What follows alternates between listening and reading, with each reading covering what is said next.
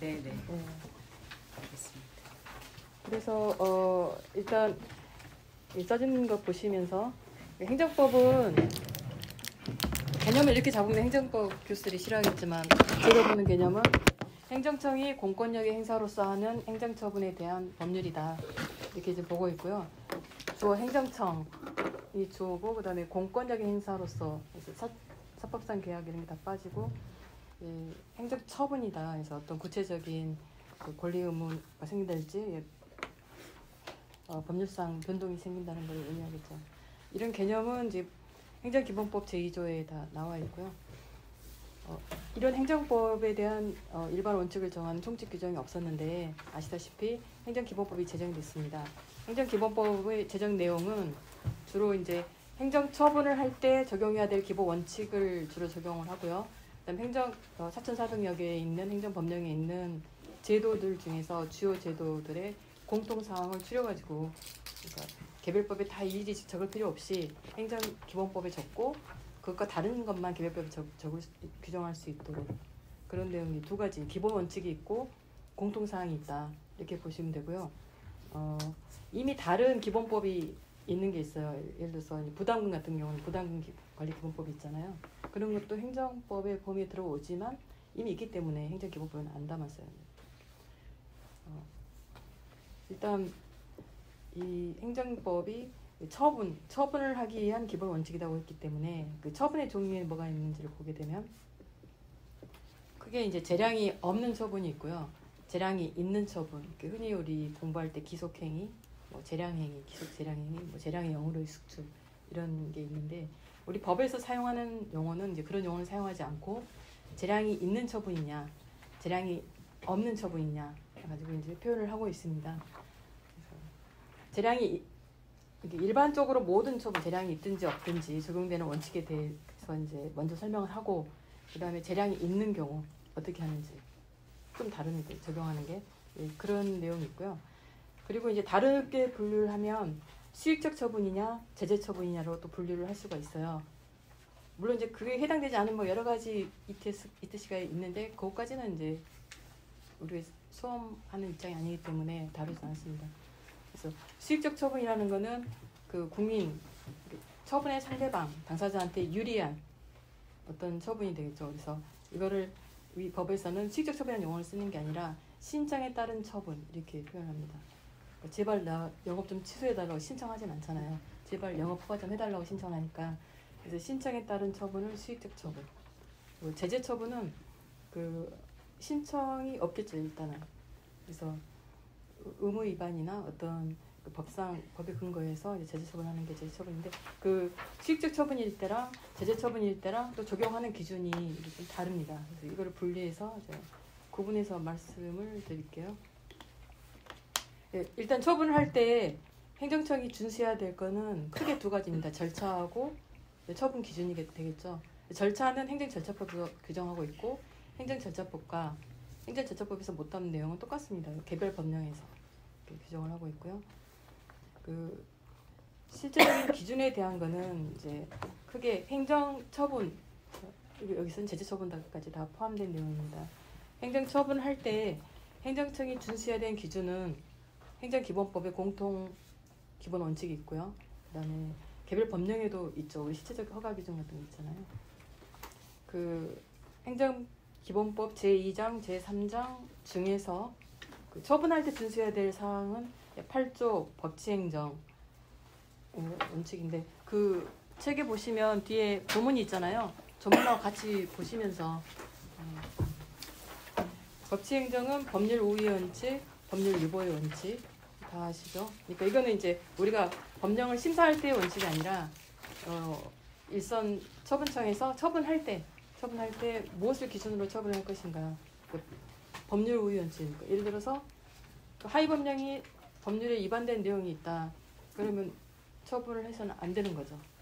규정이 있다고 해서 무조건 하는 게 아니라 법률이 중심이기 때문에 그래서 만약에 그런 위반 사항 서로 어긋나는 점이 있으면은 어떻게 해야 되나요? 일단 해석을 거쳐야 되겠죠. 법률 유보의 원칙은 잘 아시다시피 그 모든 어떤 사항은 법률로 정하고 대통령이 정하고 총리령은 정하는지 그거를 가르는 기준이 되는데요. 국민의 권리 의무와 관련된 사항, 그리고 국민의 중요한 법률 생활에 관련된 사항, 정확한 용어는 한번 보시면 국민 생활에 지금 8조 후단에 뒷부분에 국민 생활에 중요한 영향을 미치는 경우 이렇게 되어 있죠. 그것까지 포함을 해가지고 그 법률로 규정을 해야 된다. 이렇게 원칙을 했고요. 평등의 원칙은 이제 법 적용할 때 처분할 때 평등의 원칙이 걸릴 가능성이 이제 평등의 원칙은 이제 헌법에 따라서 이제 기본 원칙으로 들어오고 있고 그 위헌 법률 할 때도 평등의 원칙에 위반해서 위헌 결정 나는 경우가 있긴 하지만 매우 좀 드물죠. 그래서 실제 적용되는 경우는 없지만 일단은 이제 이것도 중요한 원칙이기 때문에 들어왔고요. 그 비례의 원칙은 잘 아시다시피 일반적으로 처분할 때는 비례의 원칙이고 제재 처분을 할 때는 이게 과잉금지 원칙으로 넘어가는 거죠. 그래서 이제 우리 흔히 공부할 때 앞자만 따서 외울 때 적필상 뭐 이렇게 외우잖아요. 네, 그런 게 이 법이 정당성이 있는가, 그 다음에 이 법이 적용한 수단이 적정한가, 그 다음에 필요 최소한 최소한의 침해를 갖고 효과를 내는 법인가, 그 다음에 상당성, 공익과 사익을 서로 균형을 비교를 했는가. 요거를 이제 입법할 때도 하지만 행정처분을 할 때도 법률에 규정이 있다고 해서 무조건 하는 게 아니라 항상 나의 이 행위가 필요 최소한인가, 그리고 사익과 공익을 비교했는가. 근데 사익과 공익을 항상 비교해야 되는 건 아니에요. 뒤에 보시면 알겠지만 그걸 안 해도 되는 경우도 있거든요. 그래서 이 비례의 원칙은 적필상인데 이게 지금 원래는 이거 나중에 구체적인 내용 할 때 다시 설명을 할게요. 그래서 이제 이런 내용이 있고 성실 의무 뭐 이거는 굳이 설명할 필요가 없고 권한남용 이용 금지 원칙 법률에서 규정이 있긴 하지만 뭐 이걸 굳이 적용을 하는 게 권한남용에 해당되는 경우가 있잖아요. 그거는 좀 생각을 해봐라 다시.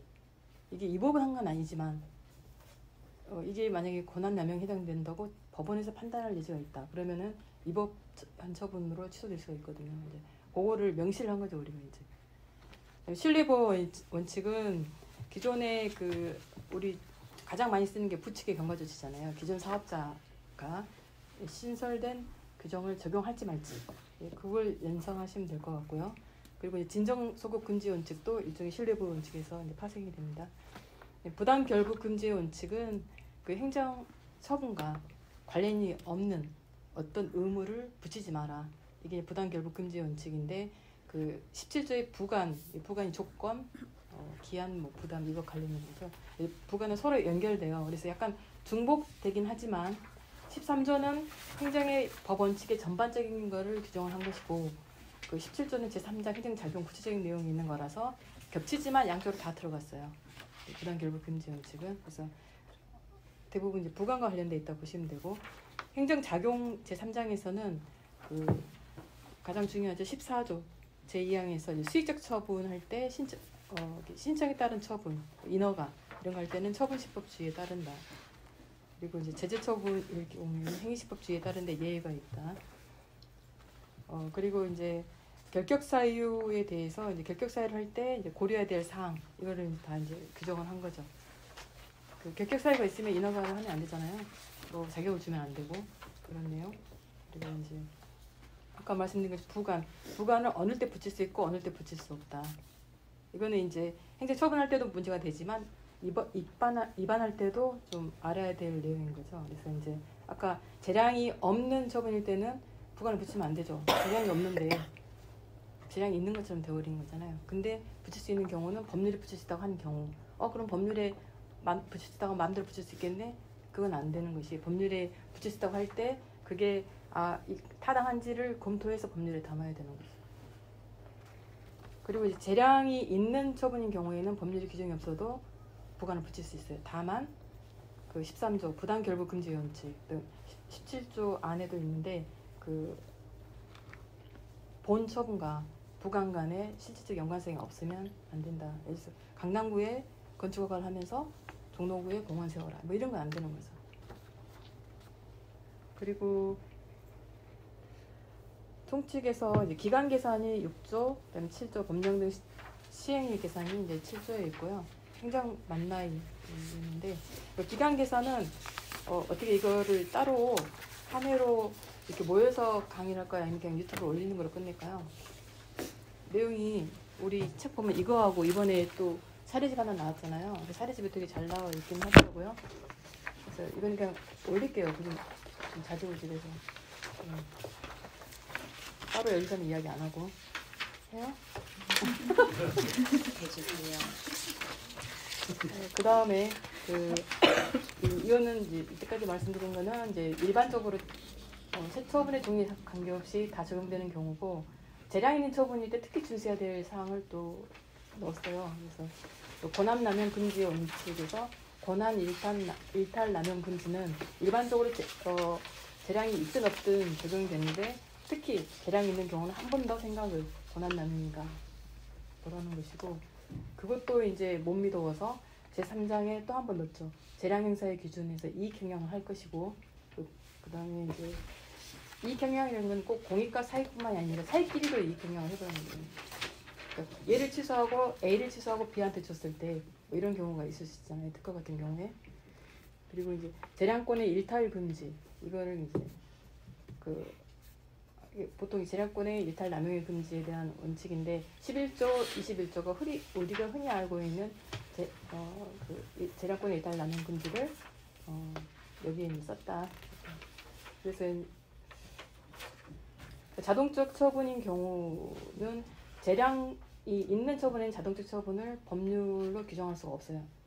재량이 없는 경우에만 자동적 처분이 가능하다는 명시를 했고요.